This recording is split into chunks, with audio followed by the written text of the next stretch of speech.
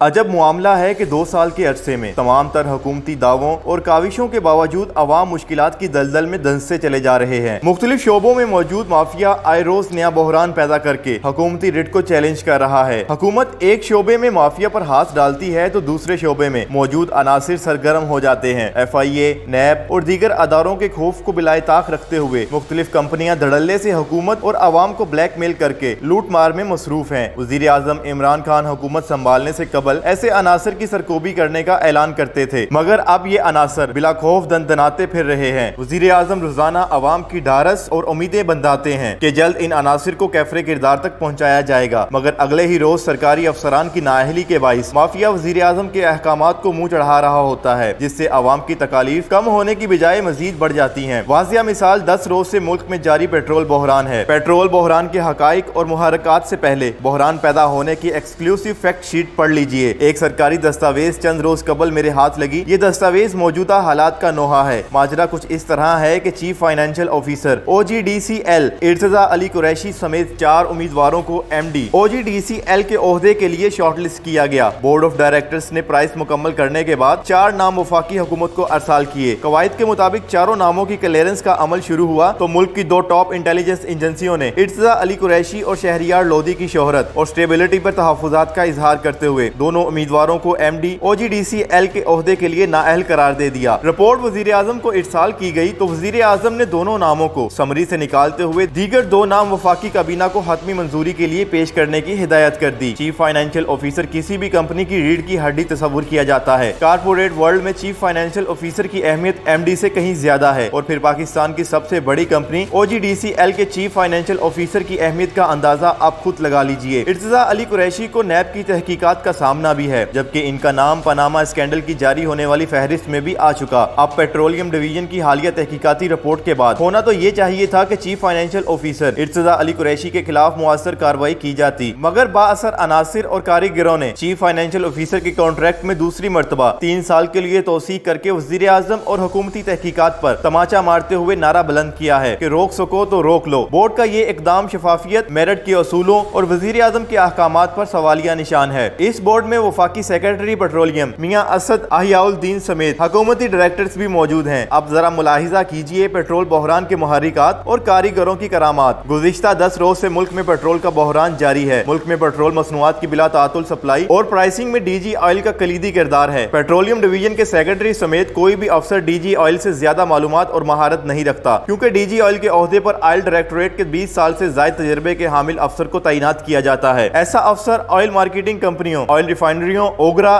FBR سمیت تمام متعلقہ اداروں کی چالاکیوں اور کاریگریوں سے بخوبی آگاہی رکھنے کے باعث حکومت کی بروقت اور درست رہنمائی میں معاون ثابت ہوتا ہے۔ وزیر اعظم ایڈہاکزم کے سخت خلاف ہیں۔ ایسے میں 4 ماہ قبل DG آئل کے عہدے پر 23 سالہ تجربے کے حامل افسر کی بجائے وزارت نیشنل فوڈ سیکورٹی کے جوائنٹ سیکرٹری شفیع الرحمان افریدی کو قائم مقام DG تعینات کیا گیا، جس کے باعث گزشتہ 4 ماہ سے پیٹرولیم انڈسٹری بے قابو ہو چکی ہے۔ سیکرٹری پیٹرولیم ڈویژن نے سوچا ہوگا کہ وزیر اعظم کی ہدایت کے باوجود 341 ادارے مستقل سربراہان سے محروم ہیں، وہاں ایک ایکٹنگ DG تعینات ہونے سے کیا فرق پڑے گا؟ شفیع الرحمان افریدی کے ذریعے آئل ریفائنریوں نے اپریل کے مہینے میں حکومت سے ایک حکم جاری کروایا، جس کے تحت آئل مارکیٹنگ کمپنیوں کو پیٹرول مصنوعات درآمد کرنے سے روک دیا گیا۔ یہ فیصلہ آج تباہ کن ثابت ہو رہا ہے۔ آئل ریفائنریاں 10 روپے فی لیٹر خسارے کا نقصان بتا کر پیٹرول اور ڈیزل کی مطلوبہ سپلائی نہیں دے رہی تو آئل مارکیٹنگ کمپنیوں نے بھی ہاتھ کھینچ لیا ہے۔ آئل کمپنیوں کے زیر اثر ایکٹنگ DG افریدی صاحب اب انکوائری کمیٹی کے ساتھ مل کر تحقیقات میں مصروف ہیں۔ وزیر اعظم نے ستمبر 2018 میں پاکستان سٹیل مل کی بحالی کا پلان تیار کرنے کے ساتھ فوری طور پر مستقل MD چیف فائنینشل آفیسر اور متعلقہ تجربے کے حامل افراد کو بورڈ میں شامل کرنے کی ہدایت کی تھی۔ کمیٹیوں نے پلان تیار کیا، کئی حل سامنے آئے اور بالآخر حکومت نے سٹیل مل کو بحال کرنے کی بجائے 9325 ملازمین کو گھر بھیجنے کی منظوری دے دی، مگر وزارت صنعت و پیداوار کے باوجود اور مشیر صاحب نے 20 ماہ گزرنے کے باوجود مستقل MD چیف فائنینشل آفیسر کی تعیناتی کی اور نہ ہی متعلقہ تجربے کے حامل افراد کو بورڈ آف ڈائریکٹرز میں شامل کیا، کیونکہ خدشہ تھا کہ کہیں کوئی سٹیل انڈسٹری کا سرپھرا پاکستانی MD تعینات ہو کر پاکستان سٹیل ملز کو بحال کرنے کا عملی پلان نہ پیش کر دے۔ عجب معاملہ ہے کہ مرض کی تشخیص اور وجوہات جاننے کی بجائے ڈائریکٹ علاج کرنے کا بلا سود سلسلہ جاری ہے۔ یہی وجہ ہے کہ آزمودہ نسخہ جات بھی کارگر ثابت نہیں ہو رہے۔ الٹی ہو گئی سب تدبیریں، کچھ نہ دوا نے کام کیا، دیکھا اس بیماری دل نے آخر کام تمام کیا۔